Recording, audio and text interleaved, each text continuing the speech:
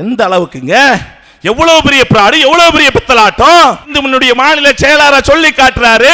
வக்பு சொத்து என்ன தெரியுமா? பாகிஸ்தானுக்கு விட்டுட்டு ஓடி போயிருவாங்கல, அவங்க விட்டுட்டு போனது வக்பு சொத்து. அதுக்கு தான் போராடுறாங்க இங்க இருக்கவங்க. இங்க 3000 ஏக்கர் இருக்கின்றதே கான்மியானுடைய சொத்து. அப்படி விட்டுட்டு போன சொத்து எவ்வளவு பெரிய பிராடு, எவ்வளவு பெரிய பொய், எவ்வளவு பெரிய பித்தலாட்டம். தோழர்களே, அவன் பிறந்ததே பொய்யில தான் பிறந்திருக்கான். யாரு? இந்து முன்னணி, இந்து மக்கள் கட்சியும் RSS சங்க பரிவாரம் பொய்யில பிறந்தவங்க. அவன் பேசுறான். ராசா பேசுறாருங்க, ராசா பேசுறாருங்க. வக்பு சொத்து என்ன தெரியுமா? ஒரு இணையதளத்துக்கு பேட்டி கொடுக்கிறாரு. வக்பு சொத்து என்ன தெரியுமா? அது இப்படி விட்டுட்டு போனத வக்பு சொத்து டாக்குமெண்ட் இல்லாதது எவன்டா வக்பு சொத்துன்னு சொன்னா? வக்பு சொத்து எவன் சொன்னது?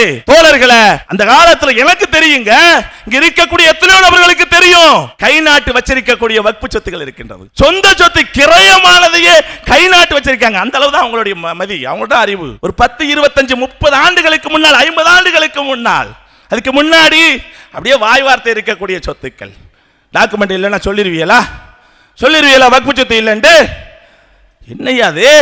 எப்படியா நீ பேசுற? உங்களுக்கும் ஆராசா திராவிட முன்னேற்ற கழகத்தினுடைய ஆராசாவுக்கும் இந்து மாநில சாருக்கு என்ன வித்தியாசம்? இந்த மக்களுக்கு ஒழுங்காக போதிக்க வேணாம், ஒழுங்காக சொல்லிக் கொடுக்க வேணாம்?